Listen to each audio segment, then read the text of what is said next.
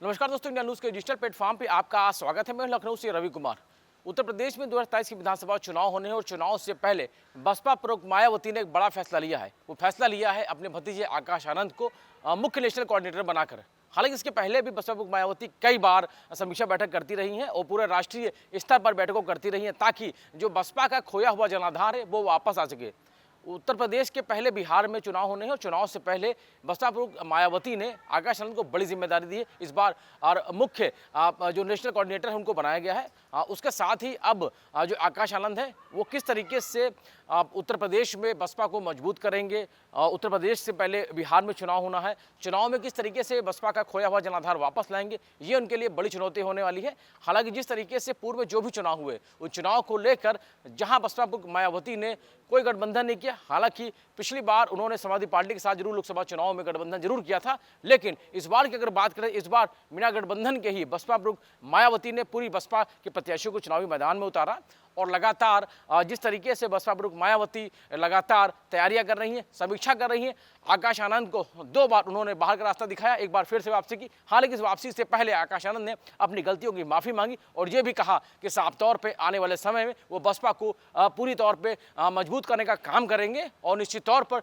जो उन पर भरोसा किया गया है उस भरोसे पर वो खरा उतरेंगे। हालांकि जिस तरीके से बसपा प्रमुख मायावती ने आकाश आनंद को एक बार फिर से जो जिम्मेदारी दी है, उस जिम्मेदारी के साथ आकाश आनंद एक बार फिर से एक्टिव मोड पे नजर आ रहे हैं। और जिस तरीके से भी हाल फिलहाल चुनाव में जो प्रचार प्रसार करते नजर आए थे, कहीं ना कहीं उनको लेकर चर्चाएं भी शुरू हो गई थी और कहीं ना कहीं बसपा के जो समर्थक है, यूं कहेंगे बसपा जो कार्यकर्ता है, आकाश आनंद में बसपा का उभरता हुआ चेहरा के तौर में उनको देखने लगे थे।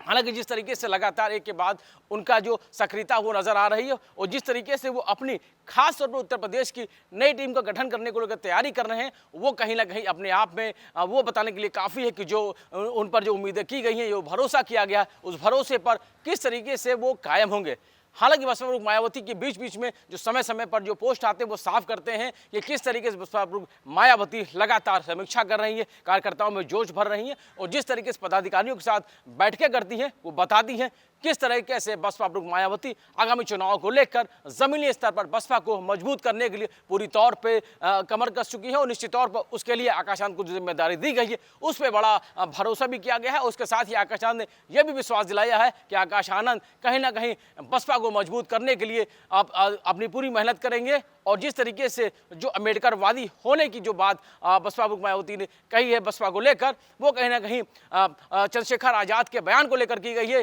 जिस तरीके से आकाश आनंद को लेकर चंद्रशेखर ने जो बयान दिया था कि जनता उन्हें नकार चुकी है, जिसके बाद पलटवार भी किया था और निश्चित तौर पर लगातार जो बयानबाजी है वो साफ करती है कि बसपा प्रमुख मायावती ये साफ कर चुकी हैं कि उनके वोट बैंक को तोड़ने के लिए जहां विपक्ष लगातार हथकंडे अपना रहा है, उसमें कहीं ना कहीं अब आने वाले समय में आकाश आनंद ऐसी भूमिका में होंगे जो बसपा के खोए हुए जनाधार को वापस लाने में वो सारे संभव प्रयास करेंगे, जिसकी उम्मीद एक बड़े नेता के तौर पर की जा सकती है। कहीं ना कहीं इसको लेकर आकाश आनंद अब जमीनी स्तर पर बसपा को मजबूत करने का काम कर रहे हैं। हालांकि मुख्य नेशनल कोऑर्डिनेटर के पद पर आसीन होने के बाद अब आकाश आनंद बसपा प्रमुख मायावती के बाद दूसरे नंबर की कुर्सी पर आसीन है, लेकिन इसका फायदा कितना होगा ये आने वाला वक्त ही बताएगा। लेकिन कहीं ना कहीं जिस तरीके से लगातार आकाश आनंद बीते दिनों जो चुनाव प्रचार प्रसार में जिस तरीके से गरजते बरसते नजर आए थे, यानी कि जो हमलावर थे अपने बयानबाजी के जरिए वो चर्चाओं में थे। हालांकि उनको अनमेच्योर करके बसपा मायावती ने उनको सभी पदों से हटाने के साथ बाहर का रास्ता भी दिखाया था, लेकिन एक बार फिर से आकाश आनंद ने